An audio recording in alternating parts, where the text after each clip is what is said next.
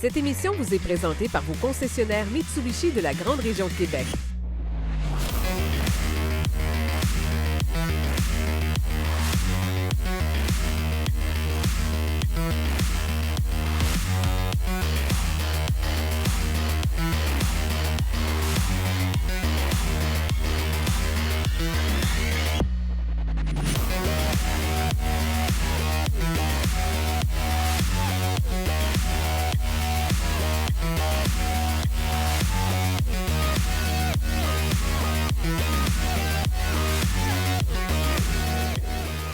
Bienvenue à Virage Plus. Aujourd'hui, le véhicule vedette sera le tout nouveau Mitsubishi Outlander et on va avoir 3 personnes qui vont nous en parler. Donald Marcotte de Paquette Mitsubishi va être avec nous un petit peu plus tard. On va avoir aussi Frédéric Tremblay de JD Mitsubishi qui va aussi nous présenter le véhicule. Mais pour commencer, je reçois François Roy de Québec Mitsubishi et Sainte-Foy Mitsubishi. Bienvenue à Virage Plus. Bonjour Daniel, ça fait plaisir d'être là avec vous autres. Alors, on va jaser un petit peu de ce beau Mitsubishi Outlander, tout nouveau véhicule, très attendu du côté de chez Mitsubishi. Mais juste avant de parler de ce véhicule-là, François, il faut parler un petit peu de l'Alliance. Essayer de voir de où il part. Avant de parler du véhicule, on va savoir de où on part. Et ça fait beaucoup jaser. C'est pas clair pour tout le monde un peu ce qui se passe du côté de chez Mitsubishi. Alors, parle-moi de cette alliance de manufacturiers. Bien, en fait, Daniel, je pense qu'initialement, quand l'Alliance a été créée, il y avait une espèce de nuage gris qui planait. On a laissé croire que Mitsubishi était en difficulté ou que c'était le plus petit joueur de l'équation. En fait, l'Alliance va être bénéfique pour tout le monde dans cette équation-là. Il faut mentionner que c'est Renault, Nissan, Mitsubishi. Exact. Donc, c'est eux qui forment l'alliance. Exact. Puis, c'est sûr que Nissan était de loin plus gros que Mitsubishi. Renault, c'est un manufacturier qui se positionne peut-être entre les deux au niveau du format. Si Mitsubishi n'aurait pas été un élément positif pour l'alliance, je pense qu'elle n'aurait pas eu lieu. Et Mitsubishi, c'est une compagnie qui est très diversifiée. À la base, Mitsubishi Motors, c'est ce qu'on représente ici aujourd'hui. Mais Mitsubishi a beaucoup de divisions à l'interne. On parle d'environ 400 divisions et qui fabriquent à peu près des composantes multiples, là. On parle de technologies de toutes sortes. Et ces technologies-là, ils se retrouvent dans nos produits, mais ils vont aussi se retrouver dans les produits de l'Alliance. Alors, Mitsubishi, c'est une force pour l'Alliance aussi. Bon, oui, chacun avait ses forces et ses faiblesses. Puis, dans le système PHEV, entre autres, Mitsubishi était rendu très loin dans son développement.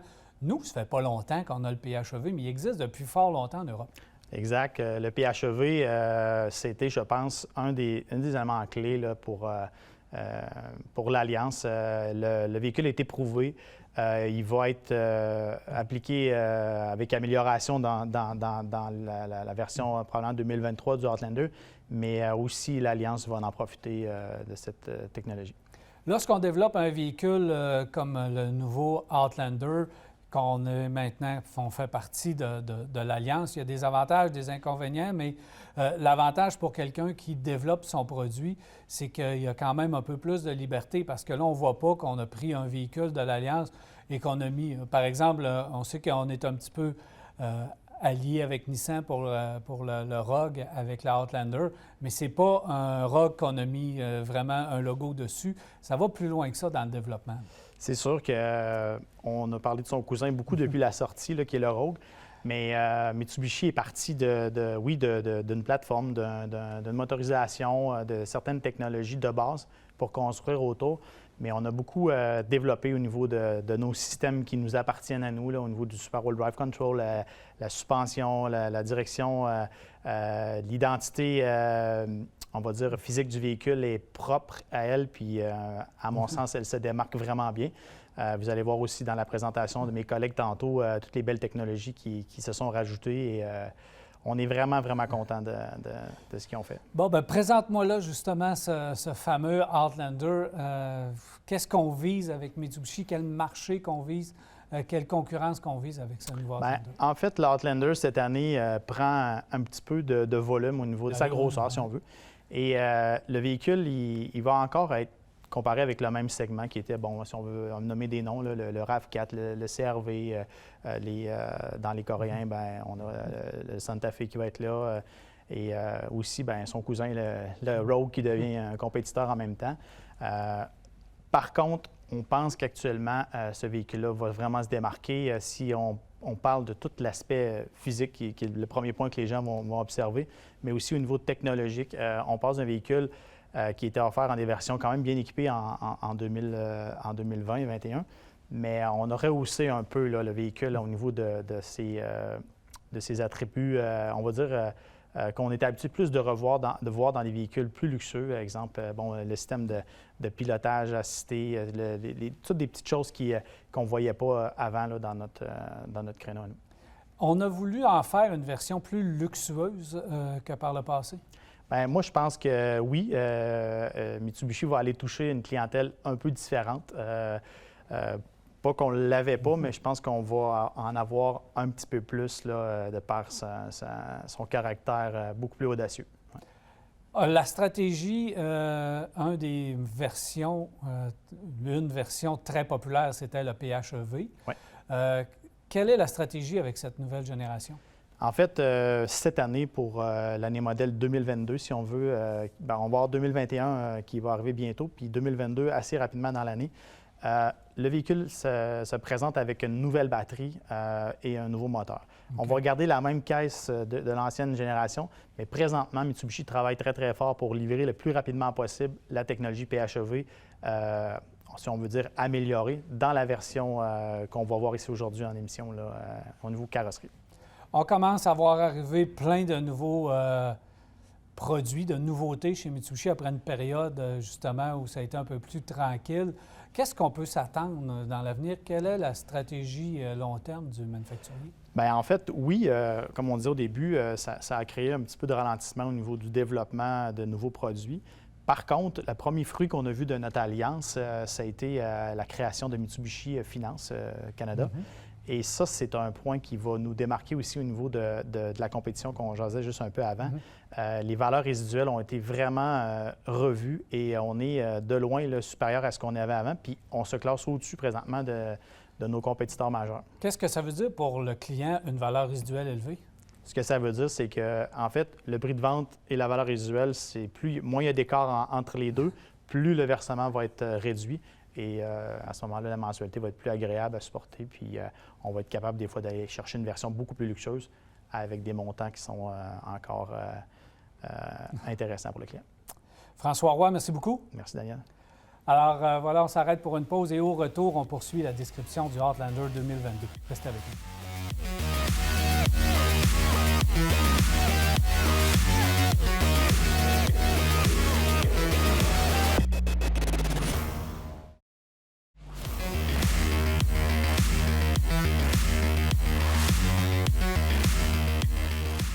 Voilà, de retour à Virage Plus et je suis maintenant accompagné de Donald Marcotte, qui est directeur et associé chez Paquette Mitsubishi à Lévis. Salut Donald. Bonjour Daniel. Ça va bien? Très, très bien. Alors, on va poursuivre dans la description de ce beau Outlander 2022. Tu vas nous faire la portion mécanique. Alors, les gens ont hâte de voir qu'est-ce que Mitsubishi nous réserve sous le capot de ce véhicule. On va commencer avec moteur-transmission. Écoute, Daniel, le moteur 2,5 litres, 181 chevaux, 181 livres-pieds de couple. C'est le moteur qui est issu de l'Alliance. Mm-hmm. Même chose pour la transmission à variation continue, avec réglage séquentiel, avec palette de changement de vitesse au volant, jusqu'à 8 rapports. OK. Si on regarde maintenant du côté du système de traction intégrale, là, il y a moyen de s'arrêter un petit peu parce qu'il y a beaucoup de choses. Mais on pourrait faire 2 émissions. Premièrement, il y a 6 modes de conduite avec le sélecteur adapté. Donc, c'est une forme de roulette là, centrale. Et puis, si on commence par le premier mode, c'est le mode éco. Donc, économie, écologie. Donc, on va avoir environ 90 % de puissance sur le traction avant. Et on va transférer peut-être une dizaine de % de puissance à l'arrière au besoin sur perte d'adhérence.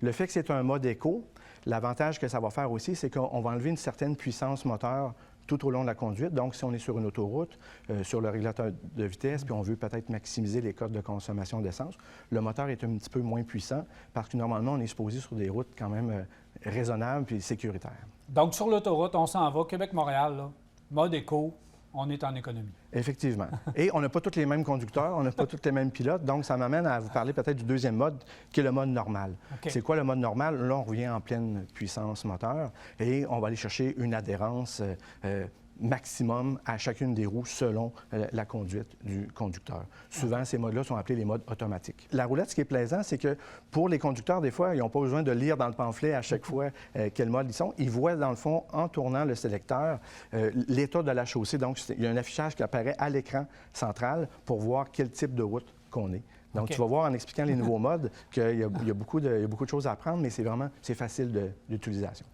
Un mode que j'ai eu la chance d'expérimenter, que j'aime bien, c'est le mode tarmac. Donc, tarmac veut dire route asphaltée. Donc, c'est là qu'on va aller chercher peut-être pleine puissance du moteur pour les conducteurs peut-être un peu plus agressifs ou un peu plus sportifs pour que le partage d'énergie se fasse le mieux possible. Là, il est vraiment agréable là, à piloter dans cette condition. Quand on a le goût de s'amuser un petit peu. Là.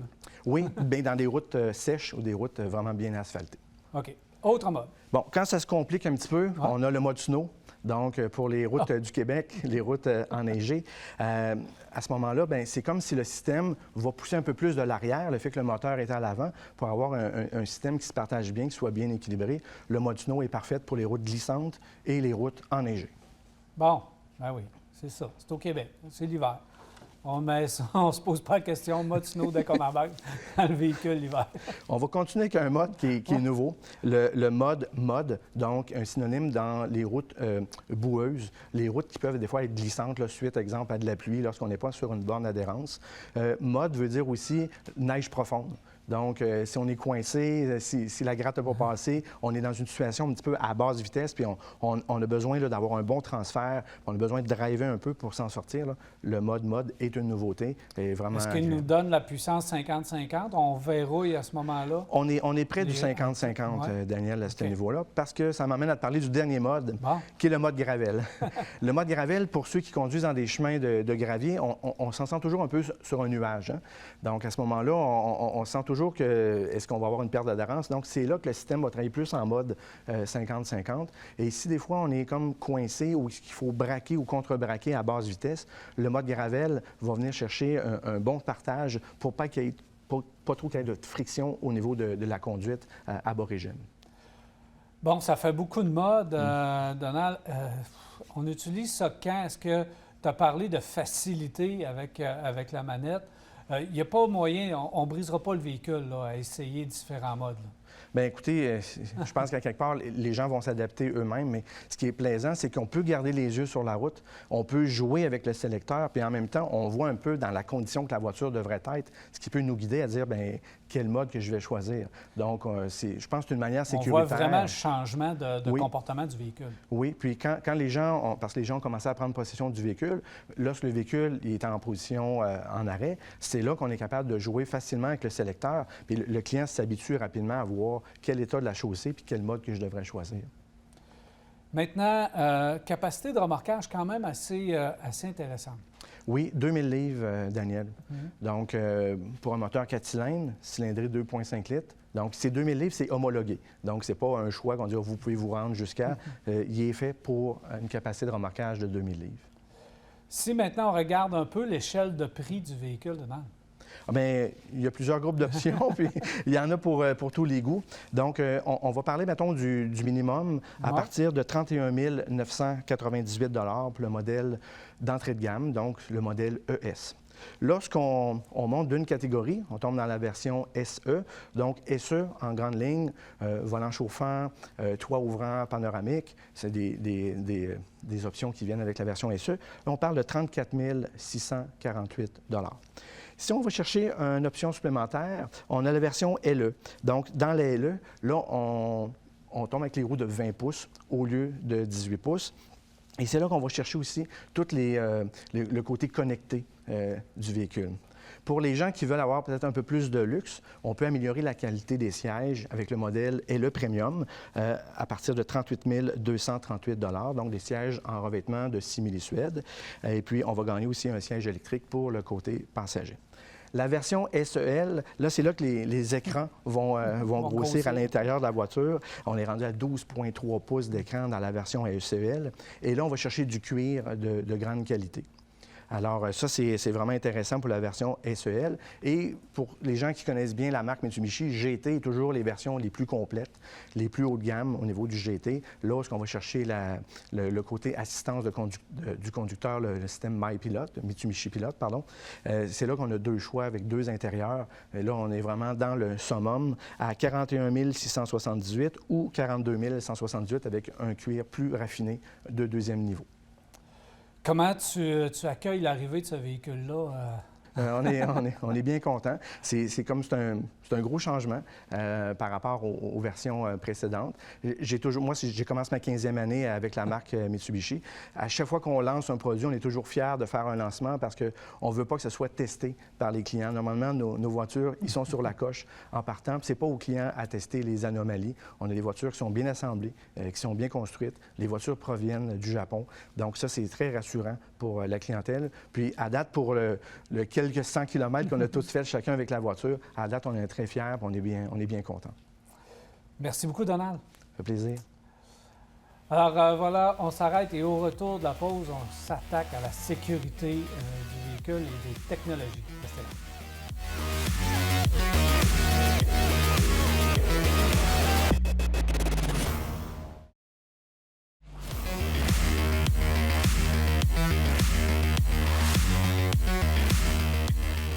Voilà, de retour à Virage Plus et je suis maintenant accompagné de Frédéric Tremblay de JD Mitsubishi. Salut Frédéric. Salut Daniel. Alors Frédéric, le Outlander 2022 a vraiment pris un pas en avant au niveau de la technologie, sécurité. On a amélioré le tout. On va faire le tour via version. Donc chaque version a sa sécurité, sa technologie. Donc on va faire le tour selon les différentes versions. Bien sûr, Daniel. Il faut savoir que d'entrée de gamme, le Mitsubishi Outlander 2022 vient très, très bien équipé, question sécurité et technologie. On a juste à penser dans le modèle d'entrée de gamme, le modèle ES, pardon, il vient avec 11 coussins gonflables de série. Très, très important pour la sécurité. Il y en a pour tout le monde à bord. Il y en a pour tout le monde. Aussi, question technologique, bien, le modèle d'entrée de gamme ES vient avec la chaîne audio de 8 pouces qu'on va être capable de brancher Apple CarPlay ou Android Auto, donc pour le téléphone intelligent. Il va venir également avec le système d'angle mort qui va nous avertir si on a un véhicule dans nos angles morts avec une petite lumière dans nos rétroviseurs. Également, il va venir aussi avec l'atténuation de collision avant. C'est un système de radars qui sont sur les pare-chocs, sur le pare-choc en avant, qui va faire que pour diminuer les risques de collision, il va nous avertir si on s'approche dangereusement d'un obstacle devant. Même chose pour l'arrière. Puis il va venir également avec les avertisseurs de sortie de voie. Ce qui veut dire que si le véhicule voit qu'on traverse un petit peu, on dévie notre voie, puis on franchit une des lignes à gauche ou à droite, le volant va vibrer, on va sentir une vibration. Donc, ça va nous permettre de rester dans la voie. Ça, c'est vraiment très important. Ça, c'est pour le modèle SE. ES. ES. Là, c'est le SE. Ça, c'est le deuxième. On inverse les lettres pour l'autre modèle. Et voilà, on passe au modèle SE. Le modèle SE, lui, il va venir avec l'entrée sans clé à démarrage bouton poussoir. Donc, on n'a plus besoin de clé. Il va venir également avec le volant chauffant. Également avec le haillon électrique derrière avec la fonction main libre. Donc ça peut être avantageux.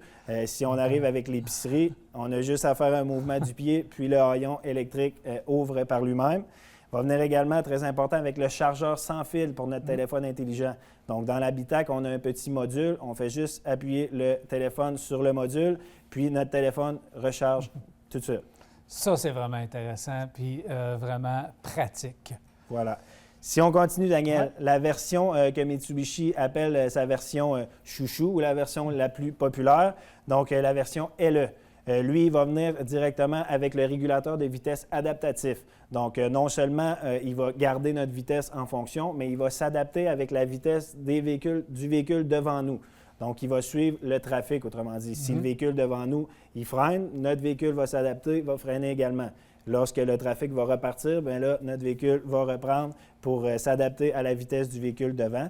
Il va venir également directement avec le système GPS. Ça, c'est nouveau chez Mitsubishi. C'est le système GPS de navigation TomTom. C'est la marque du GPS. Très, très bien défini, très bien. Avant, il fallait le faire avec le téléphone. Maintenant, c'est intégré directement dans l'écran. Vient également avec une nouveauté, le système Mitsubishi Connect. Le système Mitsubishi Connect, c'est comme deux fonctions. On a l'application qui va nous permettre de démarrer le véhicule, réchauffer l'habitacle, le refroidir. Également, il va nous permettre de trouver notre véhicule dans un stationnement où il y a beaucoup de gens. Mais aussi, Mitsubishi Connect, c'est que dans l'habitacle, on a deux boutons directement qu'on va appuyer si jamais on est en situation d'urgence. Ça va faire qu'on est directement en relation, il y a un appel qui se fait au centre d'appel de Mitsubishi Motors. Ça veut dire qu'on est capable de parler avec un représentant de Mitsubishi Motors. On est capable également de faire venir directement l'assistance routière en appuyant sur le bouton. Puis ce qui est important à savoir, Daniel, c'est que si, en cas de collision, si on a un impact, si on a une collision, l'appel se fait immédiatement. On est tout de suite en contact avec un... C'est comme un cellulaire intégré qui te parle directement. Monsieur, êtes-vous correct? Est-ce que ça va bien? C'est exactement ça. Est-ce qu'on envoie secours ou est-ce que c'est accidentel? Qu'est-ce qui s'est passé? Donc ça, c'est un élément de sécurité qui est vraiment le fun d'avoir à bord du véhicule. Dernière petite chose dans le modèle LE, la caméra de recul 360 degrés. Donc, c'est une caméra à multiples vues. Ça, c'est un avantage. Oui. Non seulement on a la caméra de recul standard, mais on a une caméra, ça marche avec un radar qui fait qu'on voit l'entièreté du véhicule. On voit non seulement en arrière, on voit tous les côtés. Beaucoup, beaucoup plus facile pour se stationner de reculons. Ça, c'est le modèle LA. Donc, on voit qu'il y a beaucoup d'équipements, mais il reste encore des modèles. Donc, on peut encore aller chercher d'autres équipements. Le SLA maintenant. Et voilà, le SEL. Le SEL, oui. SEL, on se mélange des fois dans les lettres, mais c'est normal, on s'habitue. La version SEL, Daniel, vient avec l'intérieur en cuir. Le siège du conducteur est réglable avec une fonction de mémoire. Si on n'avait pas ça chez Mitsubishi, c'est le fun. Si on prête notre véhicule, exemple à notre fils ou à notre fille ou à notre mère, bien là, on est capable de retrouver notre position confortable qu'on aime en appuyant sur le bouton. Il vient avec un écran de 12,3 pouces directement devant le véhicule intégré avec une multitude de fonctionnalités. On peut tout changer nos paramètres. C'est vraiment, vraiment très, très bien fait. Et également la deuxième rangée de sièges chauffants. OK. Dernière version, ce qui est la plus haute gamme, c'est la GT. Exactement. Le modèle GT, Daniel. Le modèle GT, lui, il vient full équipe. Dans ce qu'on rajoute versus le SEL, pour les amateurs de son, on a la chaîne audio Bose, qui est une marque très, très, très réputée, avec 10 haut-parleurs pour les amateurs de son. Sinon, on a une nouvelle technologie également pour Mitsubishi, c'est l'assistance mi-pilote. L'assistance mi-pilote, c'est vraiment un système d'aide à la conduite qui fait que lorsqu'on enclenche le régulateur de vitesse adaptatif, bien, il y a des capteurs, il y a des caméras qui sont capables de nous retracer directement sur la ligne. Fait qu'autrement dit, si jamais on dévie tranquillement à gauche ou à droite, bien, le véhicule est capable, il va nous ramener directement en plein milieu de la ligne. On ne zigzaguera pas entre les deux lignes, c'est vraiment une ligne droite. Oui, parce qu'il y a beaucoup de systèmes dans l'industrie qui nous promènent d'une ligne à l'autre. Et là, sans toucher au volant, on reste en plein centre. On reste en plein centre. On dit pas qu'il faut se croiser les bras et pas continuer à conduire. Il faut rester vigilant, mais c'est vraiment impressionnant comme système. Exactement. Un autre système aussi, c'est la reconnaissance de panneaux de signalisation. Donc, sur le GPS qu'on voit, le véhicule voit c'est quoi les limites de vitesse de chaque route qu'on emprunte. Ça veut dire que si, exemple, on dépasse la limite de vitesse, bien, on va avoir une alerte qui va dire hey, on vient de dépasser la limite de vitesse. Je m'en venais tout à l'heure sur l'autoroute de la capitale. Mon véhicule m'a mentionné qu'il y avait des réparations sur la capitale. Fait que ça, je l'ai su avant d'y arriver. Ça, c'est le fun. On peut prévoir nos déplacements dans ce cas-là. Autre chose, l'affichage tête haute, un autre système d'aide. Dans le fond, dans notre pare-brise, on a les informations importantes qui sont projetées directement sur un écran de 10,8 pouces. Les informations pertinentes, exemple la vitesse qu'on roule numériquement et certaines d'autres informations, qui fait qu'on n'a jamais besoin de baisser les yeux. On n'a jamais besoin de quitter les yeux de la route. On a ça directement à la hauteur du pare-brise. Un autre avantage, question de sécurité et de technologie. La dernière que je dois vous mentionner, c'est l'assistance active aux angles morts. Le véhicule va appliquer un freinage directement si jamais malgré l'avertissement visuel de nos détecteurs d'angle mort et l'avertissement sonore, si on change de voie quand même, il va y avoir les freins puis le volant qui vont nous ramener pour éviter une collision due à nos changements de voie. On voit que Mitsubishi a travaillé très fort et on a placé toute la technologie possible dans l'industrie automobile dans ce véhicule-là. Le MyPilot, le 360, c'est pratiquement là, une conduite semi-autonome qu'on peut parler. Donc, il est très avancé technologiquement. Ça fait quelques mois qu'on le dit puis qu'on le sait, mais là, on peut le dire parce qu'on l'a vu puis on l'a essayé. Mitsubishi vient de passer à un autre niveau. Avec l'Alliance, là, c'est plus... On peut même plus dire que c'est le même véhicule, c'est un tout nouveau véhicule. Les gens qui s'assoient dans ce véhicule-là, qui l'essayent, qui le voient, tout le monde est absolument émerveillé et enchanté. Bien, c'est ça peut-être qu'il faut suggérer en terminant aux gens, c'est d'aller faire un essai du nouveau Outlander. Et voilà. Mitsubishi, comme on vient de dire, est passé à un autre niveau. C'est tellement important de venir le voir. En concession, on en a, on vient d'en recevoir, on va en recevoir encore plus de jour en jour, de semaine en semaine. Les véhicules partent très rapidement. Il y a beaucoup de précommandes qui sont déjà vendues, mais il en reste. Faites-vous-en pas, il en reste. Venez le voir, ça vaut absolument la peine. Différentes couleurs intérieure, extérieure. Et donc, voilà, vous on en a, avez tous les modèles. on a un choix de 8 couleurs extérieures, puis on a un choix de 2 couleurs intérieures, soit le gris ou le noir. Donc, à voir, c'est très intéressant. Merci beaucoup, Frédéric. Ça me fait plaisir, Daniel. Alors voilà, c'était la présentation de ce tout nouveau Mitsubishi Outlander 2022. J'espère que vous avez apprécié ce Virage Plus. On se reparle la semaine prochaine pour un autre Virage Plus. Bonne semaine. Cette émission vous a été présentée par vos concessionnaires Mitsubishi de la région de Québec.